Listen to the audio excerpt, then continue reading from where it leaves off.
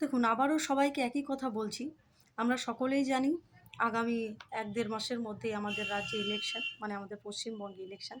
আর আমাদের রাজ্যে ইলেকশন মানেই একটা বিশাল বড় অনুষ্ঠান, সাথে আ আগুন লাগা, দাঙ্গা হওয়া, মারপিট, ঘরবাড়ি জ্বালিয়ে দেওয়া, একে মারা, ওকে মারা, একে তাড়িয়ে দেওয়া, তাকে তাড়িয়ে দেওয়া, এই সমস্ত জিনিসগুলো হয়ে থাকে।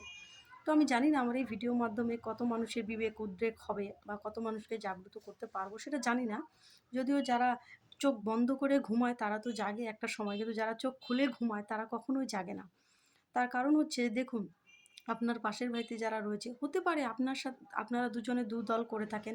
আপনাদের মতের বিরোধ অবশ্যই আছে, মতান্তর অবশ্যই আছে। কিন্তু মনে রাখবেন, ভোট এই যে মারামারি কাটাকাটি পাশের বাড়ি, প্রতিবেশ বা পাড়ার লোকেদের সাথে ঝামেলা, এ সমস্ত ভুল করেও করবেন না। এক পার্টি যাবে, এক পার্টি আসবে। কেউ চিরস্থায়ী নয়। ৫ বছর, ১০ বছর, ১৫ বছর, মেক্সিমাম ২০ বছর বা ৩০ বছর না ৫০ বছরই থাকুক। কিন্তু একদিন না হলেও একদিন পরিবর্তন হবে। তাই নিজেদের সাথে সুসম্পর্ক বজায় রাখুন। আপনি হতেই পারেন আপনি এক দলকে সাপোর্ট করেন, আপনার পাশের বাড়ির প্রতিবেশী অন্য দলকে সাপোর্ট করে, হতেই পারে। কিন্তু তার জন্য নিজেদের মধ্যে মারদাঙ্গা করবেন না।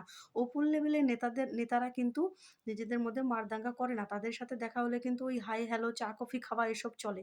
শুধু মাঝখান থেকে মরেন আপনারা, এই নিচু তলার কর্মীরা। তাই আপনারা এই ভুলগুলো এবার ইলেকশনে আর করবেন না।